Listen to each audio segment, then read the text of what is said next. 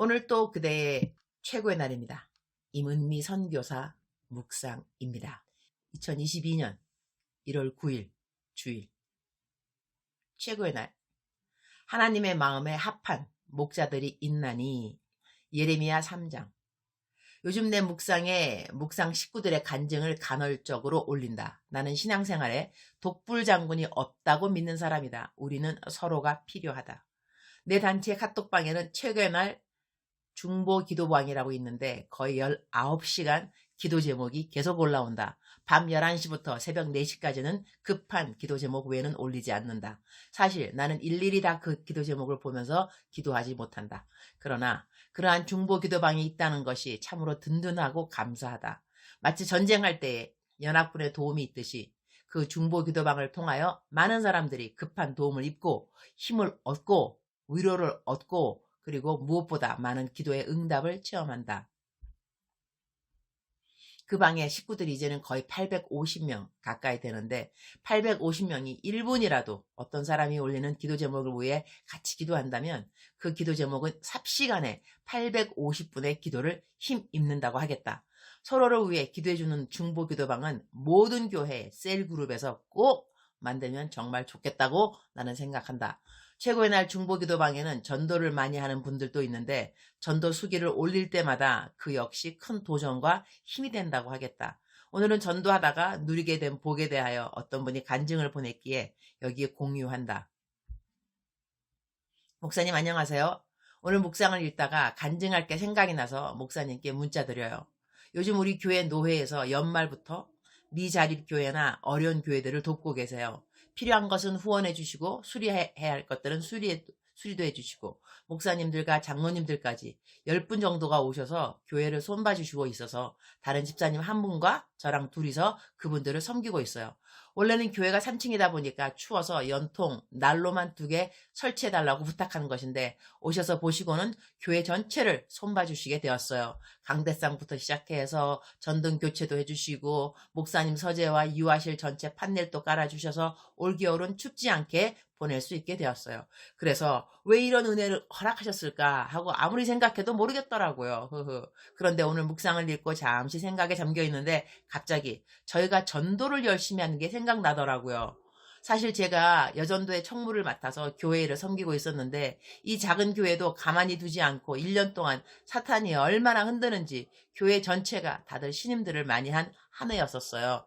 그래서 전도도 일주일에 한 번밖에 안 하고 직장도 그만뒀는 데다 직장도 그만뒀는데도 직장 다닐 때보다 더 게을러지는 거예요. 그러다가 마음에 부담감이 자꾸 와서 12월 초부터 매일 전도를 하기로 결심을 하고 주말 빼고는 단짝 집사님과 전도를 하기 시작했어요.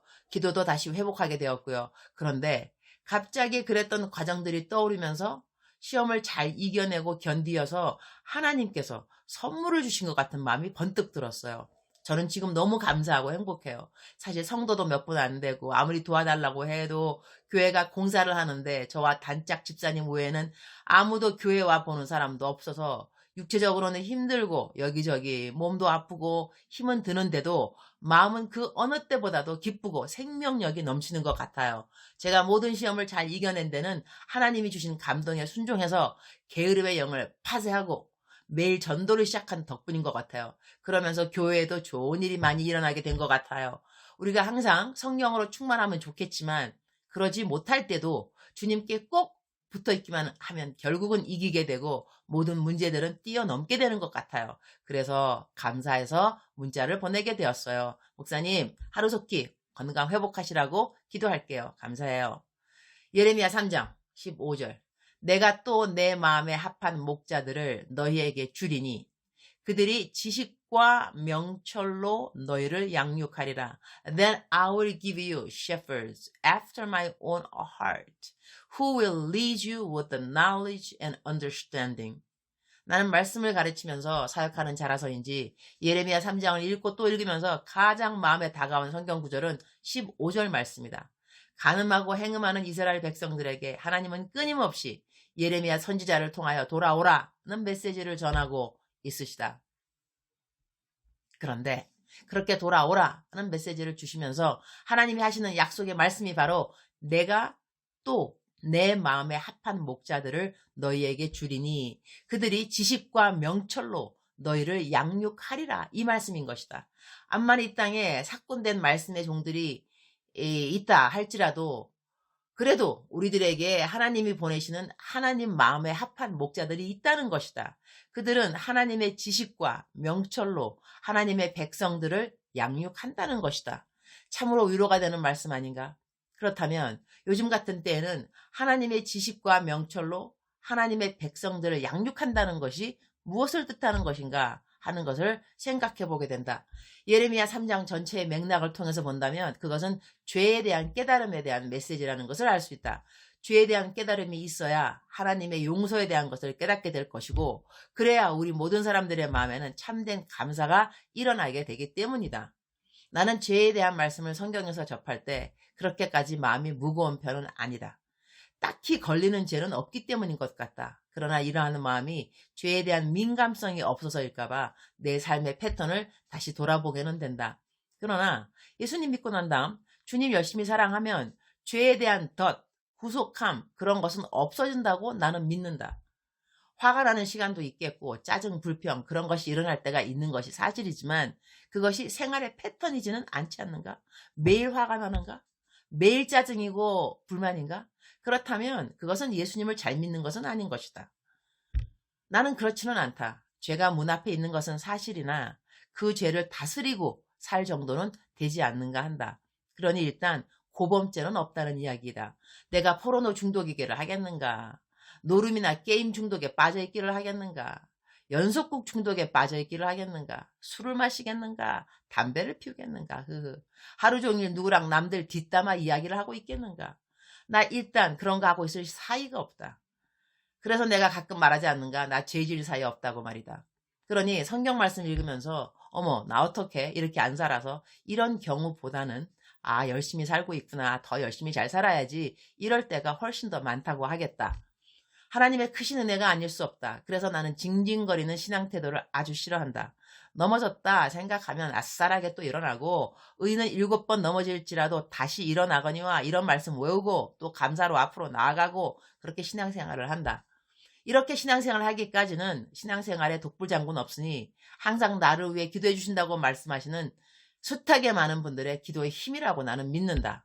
오늘 예레미야 3장 말씀을 대하면서 나는 하나님이 보시기에 우상 섬기고 음행하는 일을 하지 않는다 할지라도 그렇게 사는 사람들을 하나님께로 돌아오게 해야 하는 그런 메시지를 증거해야 하는 목자의 삶을 살아야 하는 것에 대한 다짐을 새롭게 갖게 한다.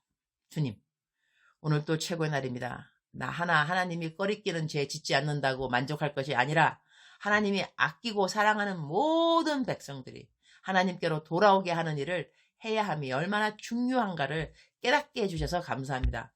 나 하나 잘하는 것도 중요하지만 함께 잘하면서 살아야 함이 더 중요하다는 것을 명심하도록 도와주옵소서. 하나님의 마음에 합한 목자로서 어떻게 매일을 살아야 하는지, 어떻게 하나님의 백성들을 양육해야 하는지 저에게 하나님의 지식과 명철을 허락하여 주옵소서. 주님 사랑합니다. 주님 감사합니다. 오늘도 우리 주님 저를 보시면서 하루 종일 기쁘시면 참 좋겠습니다. 사랑하는 그대여, 사랑하는 그대여, 출석 부르고 있습니다. 대답하셔야죠. 사랑하는 그대는 어저께 어떤 하루를 지내셨나요? 오늘 어떤 하루를 지내실 계획을 갖고 계신가요? 사랑하는 그대여, 사랑하는 그대여, 억만 번 더 들어도 기분이 좋은 말, 들으면 들을수록 더욱더 힘이 생기는 말, 사랑하는 내 딸아, 사랑하는 나의 아들아, 내가 오늘도 너와 함께하여 줄 것이야 하는 하나님의 음성이 그대의 마음속에 들려오기를 축복합니다. 하나님은 살아계신 분입니다. 다시 말씀드리겠습니다. 하나님은 살아계신 분이십니다. 울컥하네요. 하나님께서 살아계시기 때문에 참으로 많은 사람들이 아픔과 고난을 당해도 하나님을 버리지 않습니다. 하나님을 떠나지 않습니다. 어떤 사람들은 하나님이 살아계신다면 왜 나에게 이런 고통을 주느냐 이렇게 말하는 사람도 있지만 그 반면에 어떤 사람들은 그렇게 많은 고통을 당하면서도 고난을 겪으면서도 억울함을 겪으면서도 하나님은 나를 사랑하십니다. 라는 고백을 합니다. 그러한 고백을 들을 때 우리는 하나님이 살아계신 것을 믿을 수가 있습니다.